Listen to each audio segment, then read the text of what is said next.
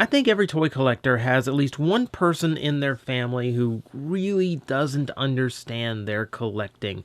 It might be a sibling or a parent. In my case, it's my aunt. Big business, super serious, would not know fun if a clown car ran her over. Why am I imparting this to you? Because today's review, Beast Wars Bantor, is the one toy she ever bought me. So little memories like that sometimes make a toy stand out way more than any special gimmick or feature. So, taking a look, this is of course a Fusor in the basics line from Beast Wars, and he is a strange mix, a mandrill and a tiger. And really a weird combination of animals, but in this really weird way, it kind of works. You know, it works a lot better than things like Noctoro, which is basically a bull with bat wings, or something like the last one I reviewed, Airhammer, who's basically just a bird with a shark head and tail. Here, I kind of feel like it blends a little bit better. You've got elements of the tiger still going toward the front, as well as all the striping in the back, but the mandrill's leaking in a lot toward the head and the front arms. It all kind of blends together there in the center, but it still kind of has that feel of both animals all the way through. It's a really careful mix going here. As you can see, he's mostly molded in a metallic orange plastic, with brown plastic making up, most of the monkey hair, now that I think of it, as well as the tail and other parts that we will see a little bit more of later on. Deco-wise, that same brown that's painting a lot of this surface of this toy is also forming the tiger stripes, which is helping the blending. And something that's really cool is so this whole section is molded in orange plastic, but look at this, they left off just a little bit of the paint, so the detail just kind of highlights. It's almost like a crude form of dry brushing going on. So all these raised details still have some of that orange show through, and it really makes a much more natural looking fur coat.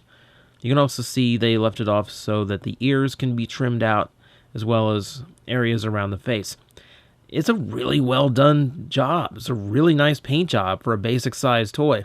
And of course, around the front and the face, you get that mandrill look with the red nose and everything. Green eyes. It's a little creepy on something like this, but hey, it works. I like the big paws in the front too. You know, he definitely looks like a mean character to run into.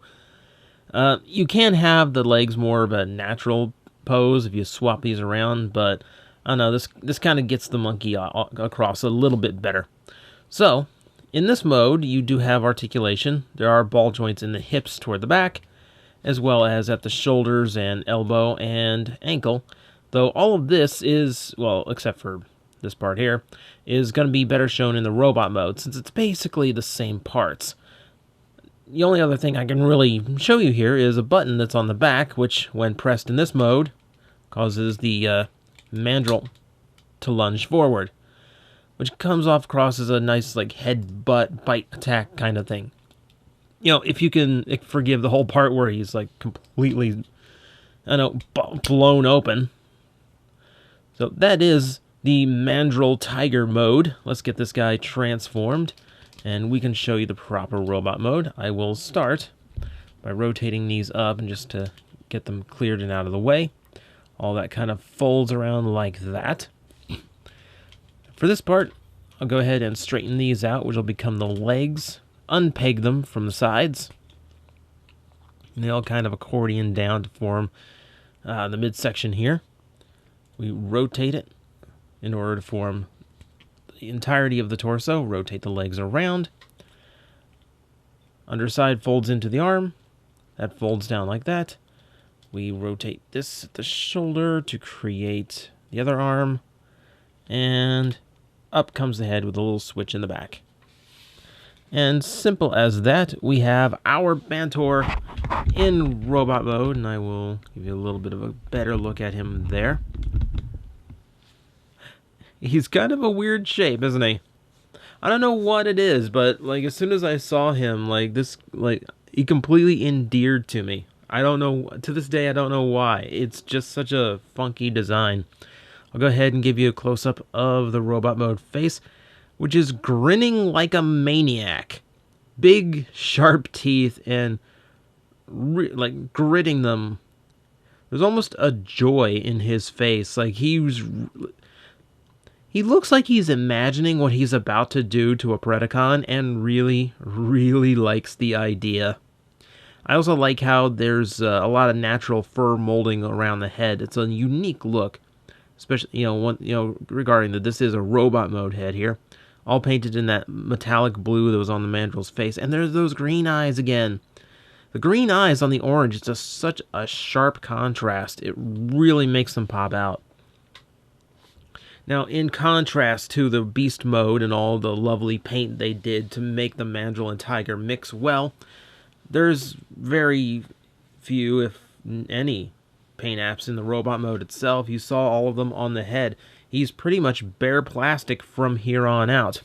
He does have some extra mechanical detail in the chest. It's kind of an interesting thing to see just like half of the chest exposed like that, almost like a panel's been blown off or something. It's really just kind of a consequence of how he transforms, but it gives him more of a unique look that I feel helps him out. You can see a lot of fur molding is still in here, as well as perfectly sculpted abs in more ways than one. You can see there's a lining around them that kind of carries from the top of the torso down to the pelvis section. So, yeah, he's got like an 8-pack ab thing going here with cables running all the way down them. I don't know. Dude's into working out. What can I say? You do see a little bit more robot mode detailing here on the front of the thighs, as well as down to the legs. You can see where they hollowed the plastic out, but I actually think they did a decent job here, as it actually gives it a bit more of a in-depth mold to it.